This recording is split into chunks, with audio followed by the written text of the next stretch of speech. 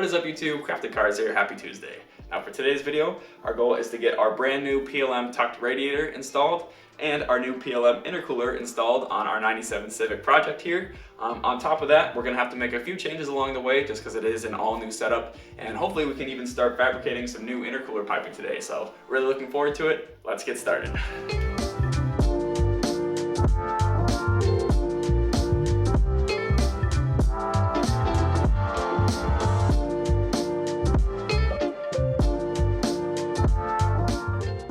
Alright guys, so for the past 2 weeks I've been collecting parts in the mail, and now I think I have everything I need to transform the engine bay in that Civic.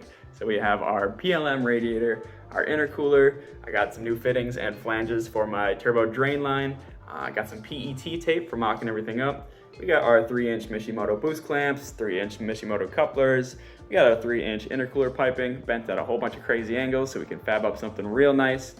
Spall fans that came with the radiator, so really looking forward to installing all this. But before I could put this in the car, we got to take the old stuff off. So let's get started with that.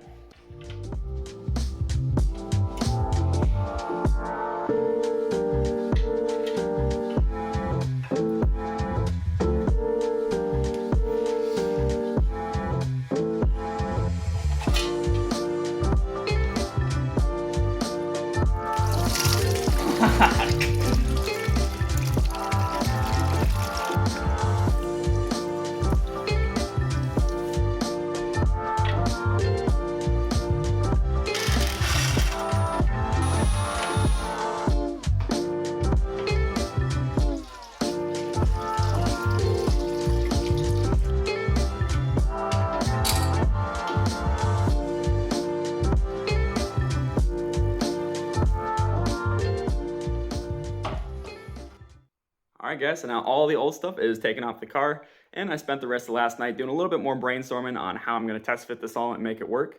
So what you see here, these blue lines, I'm going to have to cut those, do a little bit more trimming on the chassis, is what it is. Then I took my radiator, I put my fans on there, just to make sure I have enough clearance between my fans and the turbo there. I need to have at least a 1/4 inch gap so I can slide my turbo blanket in there and make sure everything is nice and protected and won't be melting on me.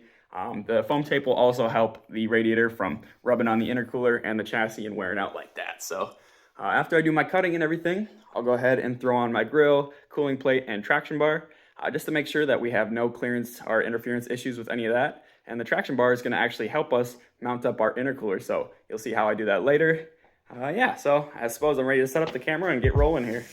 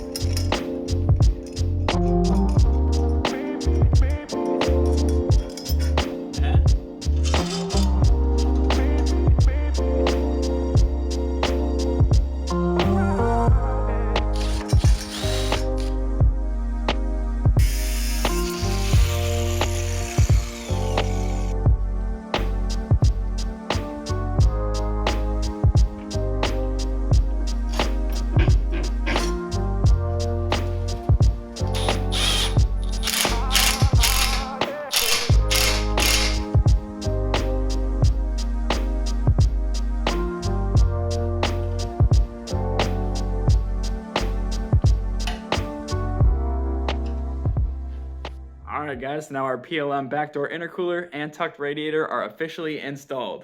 Now I know that montage probably made everything look pretty easy, but it actually took quite a bit of time just to make sure everything was sized up correctly. You guys know the saying, how's that go?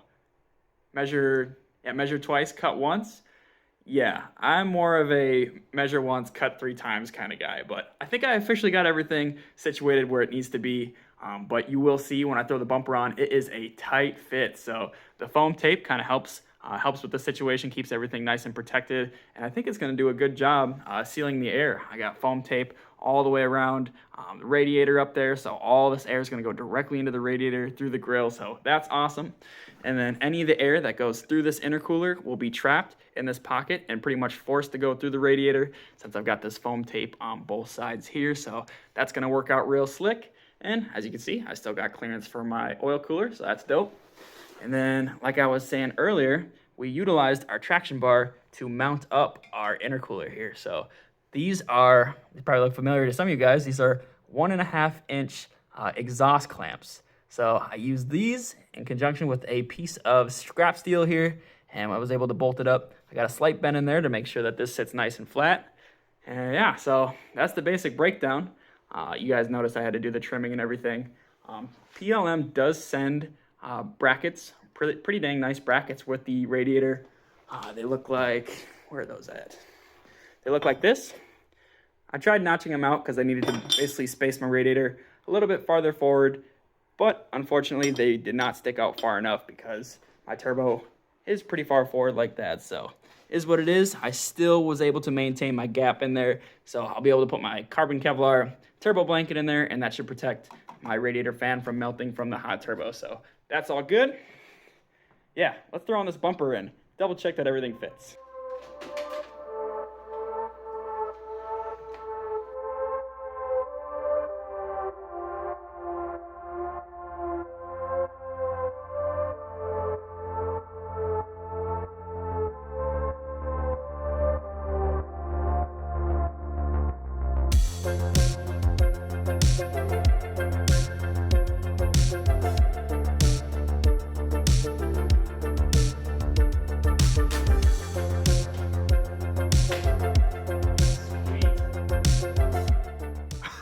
Oh, she fits all right, down to the millimeter, but it does fit. And I love the way that looks. That is so cool. It's like a big face smiling at you. It's like cheese. It's got little dimples. Then you look in the grill. It's got kind of like cool, like optical illusion effect going on. Very sweet. And yeah, we still got all our gaps looking good all the way around. I'll be able to maintain that gap. Everything still fits up good. I got my grill fitting really good now. I got it tucked into the bumper, so that's looking good. Wow, I'm kind of speechless. That is so cool. Anyway, I do want to get the 3-inch intercooler piping all fitted up today, but I think that might have to wait till next Tuesday's video. Reason being, all I have to cut with today is this 6-inch cutoff wheel, and I've got a buddy who's got a nice miter saw set up for cutting aluminum, and that's going to get me super nice clean cuts, which is going to help quite a bit when we go to mock it up and eventually TIG weld around those cuts. So that's going to have to wait. And I also have other news. My 3-inch downpipe from PLM is coming in the mail, and it should be here on Friday. So what that means for you guys is you can expect some more fabrication videos, not only on the Civic, but on the RX-7 project as well. So look forward to all that. As always, we post every single Tuesday, so make sure you got your notifications on. And if you haven't already, now would be a really good time to subscribe.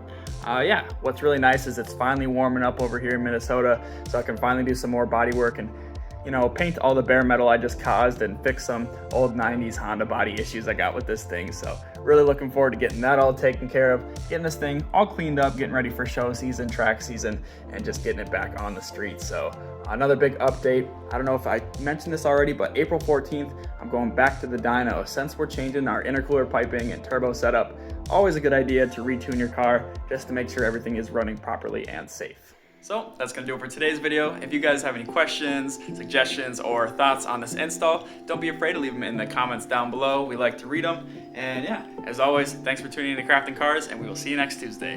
Bye-bye.